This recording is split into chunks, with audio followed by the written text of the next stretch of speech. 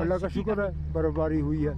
मैं वही देखने आया था क्योंकि बीच में कुछ शिकायतें आई कि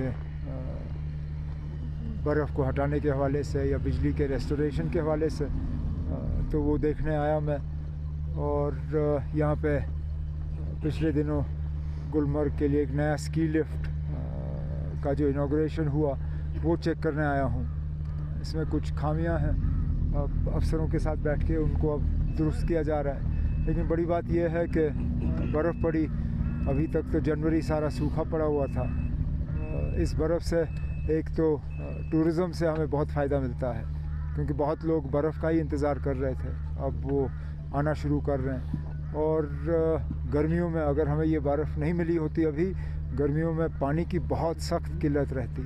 तो अल्लाह का शुक्र है कि बर्फ़बारी शुरू हुई है। 26-27 को और बर्फ़ की उम्मीद है और अच्छा है। सर जो ये ड्रैग लिफ्ट है क्योंकि एशिया का लॉन्गेस्ट हाईएस्ट है, तो कब तक ये आप शुरू होगा? और ना मैं तो सोच रहा था कि अभी चालू होगा, लेकिन जैसे मैंने कहा इसमें एक आध चीज़ दुरुस्त करने की ज़रूरत है। तो शुक्र है मैं खुद आया, नहीं तो पता नहीं ये चला पाते भी नहीं।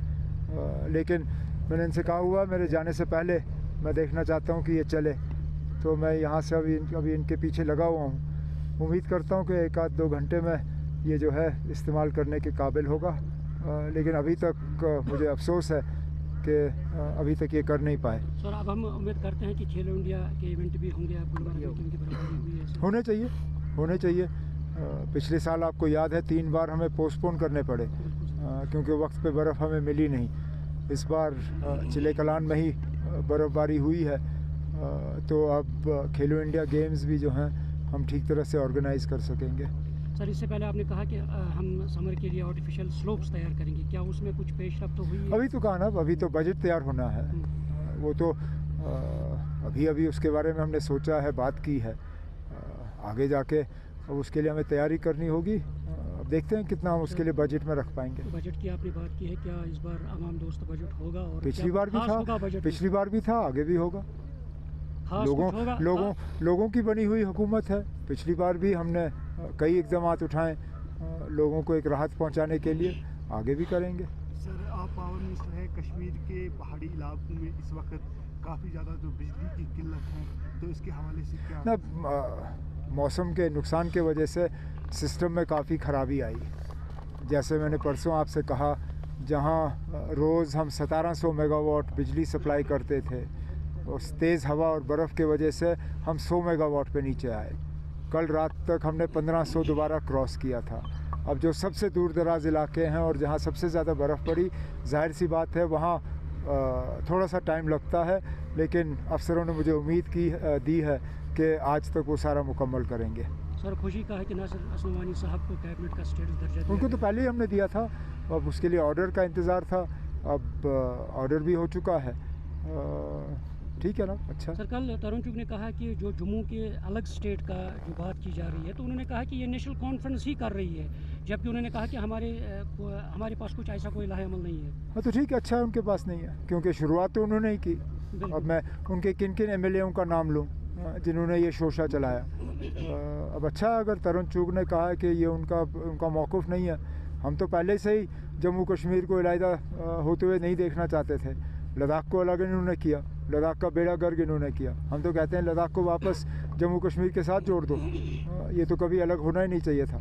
हम जम्मू को भी अलग करने के हक़ में नहीं थे।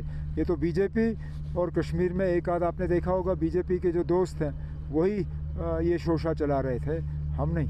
सर सिविल जज रिजल्ट आया कई चंद दिन पहले, सिविल जज जो एग्ज़ाम हुआ था उसका रिजल्ट चंद दिन पहले आया। उनका कहना है कि 90% जम्मू से और सिर्फ 10 ही % कश्मीर से है। अब ये अब जब मेडिकल कॉलेज की सीटों में इसका ऑपोजिट होता है तो फिर आप लोग बड़े खुश होते हो।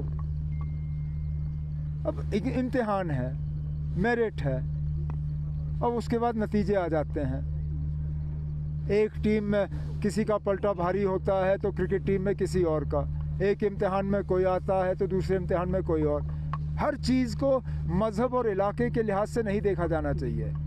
कुछ चीज़ों में आप मेरिट पे ही कर लीजिए, जिनका मेरिट बनता है वो है। अच्छा ये आप मुझे कहिए कि फ्रॉड हुआ है, वो मैं उसमें मैं तहकीकात करने के लिए तैयार हूँ। सही बात है। आप अगर मुझे कहिए कि किसी ने इम्तिहान में फ्रॉड का इस्तेमाल किया, चीटिंग की, धोखा दिया, उसमें मैं तहकीकात करूँगा। लेकिन अगर कोई मेहनत करके इम्तिहान पास कर गया, उसमें आप एतराज़ कैसे कर सकते हो? ये तो वही सियासत है ना जो हमारे बच्चों के खिलाफ जम्मू में किया, और जिस बुनियाद पे फिर मेडिकल कॉलेज बंद हुआ। ये सियासत नहीं करनी चाहिए ना। मेरिट अपनी जगह। कोई अगर ये कहे कि फ़्रॉड हुआ है, मुझे फ़्रॉड का थोड़ा सा सबूत दिखाइए, मैं खुद तहकीकात करवाऊँगा।